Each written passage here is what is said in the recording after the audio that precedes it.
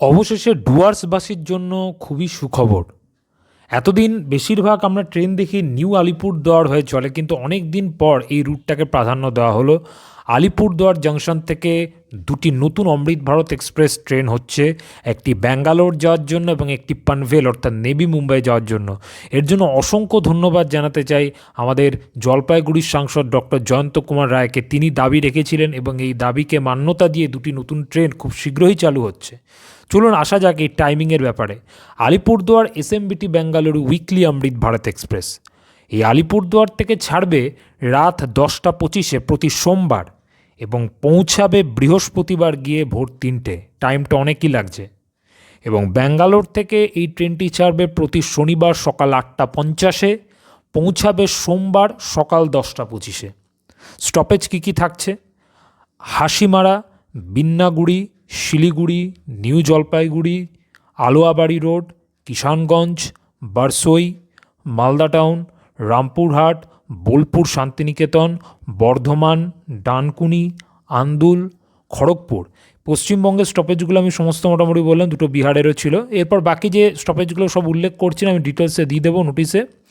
এবং এখানে আমি যেগুলো উল্লেখ, যে বড় বড় শহরগুলো যেমন থাকছে, ধরুন Balasore, Bhadrak, Jajpur Keonjhar road, Cuttack, Bhubaneswar, Khurda road, Brahmapur, Srikakulam road, Vizianagaram, Duvvada, Samalkot, Rajahmundry, Vijayawada, Ongole, Nellore, Renigunta, Katpadi, Jolarpettai এবং কৃষ্ণ রাজাপুরম।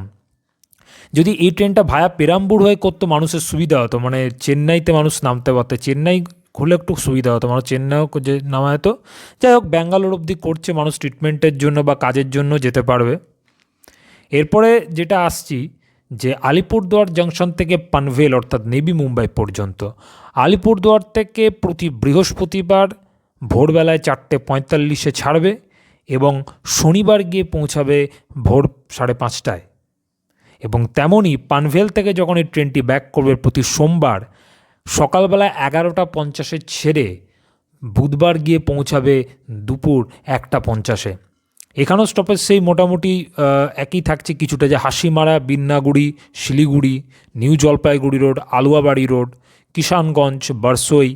এরপর থেকে আমি যেটা বললাম, যে পশ্চিমবঙ্গ স্টপেজে বাদ দিয়ে যে সব স্টপেজগুলো বললো, এবং বাকি যে স্টপেজ যেগুলো বড় বড় শহর আছে সেগুলো নাম নিচ্ছি, বাকি ডিটেলসে থাকবে। বারসই, কাটিহার, খগড়িয়া, সমস্তিপুর, মুজফ্ফরপুর, হাজিপুর, পাটলিপুত্র।